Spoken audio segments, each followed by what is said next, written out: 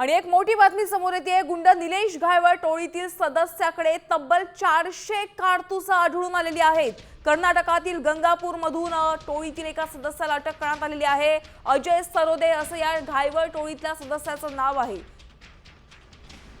आमचे प्रतिनिधी अक्षय बडवे यांच्याकडे अपडेट जाणून घेऊयात। अक्षय, आता घायवळ टोळीतल्या एका सदस्याला अटक केल्याची माहिती समोर येते, काय अपडेट्स आहेत?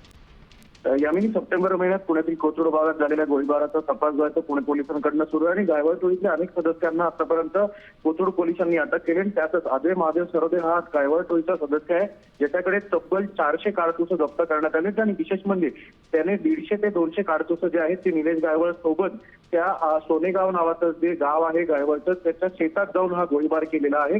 त्यामुळे नक्की या सरोदेकडे एवढे कारतूस कुठून आले, त्याच्याकडे शस्त्र परवाना आहे, पण मात्र एवढं असताना सुद्धा ती कारतूस कुठून आले असा प्रश्न उपस्थित होता आणि त्या अनुषंगाने पोलिसांकडून तपास। धन्यवाद अक्षय, सविस्तर माहितीसाठी। आता सध्या पुणे पोलीस या संदर्भात अधिकचा तपास सुरू करतायत। 400 कारतूस नेमकं याच्याकडे कुठून आली असा प्रश्न सध्याच्या घडीला उपस्थित होतोय।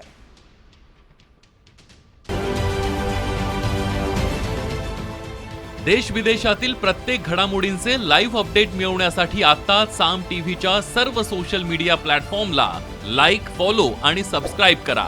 तसंच सर्व नोटिफिकेशनसाठी बेल आयकॉन प्रेस करायला विसरू नका।